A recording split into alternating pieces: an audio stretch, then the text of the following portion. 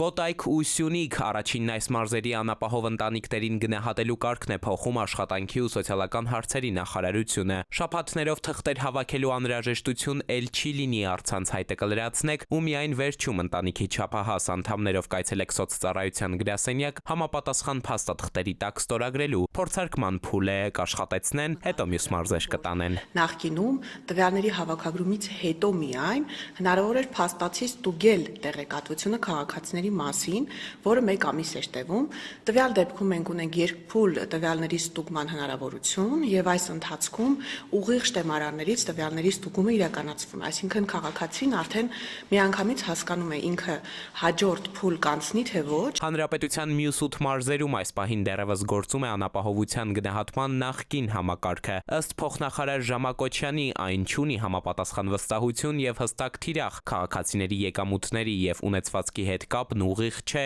թանկարժեք բնակարան ունեցողներն էլ կարող են անապահով ճանաչվել։ Մենք ծայրահեղ անապահով բոլոր ընտանիքներին ենք թիրախավորում նոր համակարգով եւ նրանց տալիս ենք այնքան նպաստ, որպեսզի նրանք հաղթահարեն ծայրահեղ անապահովության շեմը։ Ճիշտ է, կլինեն ընտանիքներ, որոնք դուրս կմնան, այսպես կոչված դուրս կմնան, նոր համակարգից, բայց դա իմաստավորված է, որովհետեւ այդ դեպքում դա կնշանակի, որ ընտանիքները ծայրահեղ անապահով չեն։ Եթե նախորդ համակարգով ընտանիքի անապահովությունն արդեն գնահատել են, բայց քաղաքացին ցանկություն ունի նոր համակարգով եւս գնահատում անցնել, ապա նախարարությունը դրա հնարավորությունը կտա։ Նոր տարբերակն ի դեպ գործի կդնեն նաեւ, եթե ծրագրի շահառուների փաստագրման 12 ամիսը լրանա։ Իսկ խոցելի խումբն օնլայն գործիքների անցմանը պատրաստ է, Պաշտոնյան նշում է, ինչ որ չափ արդեն հարմարվել են։ Բնականաբար լինելու են դժվարություններ, լինելու են շահառուներ, որոնց մենք ենք աջակցելու ու ուղղորդելու, սակայն վստահ եմ, որ մի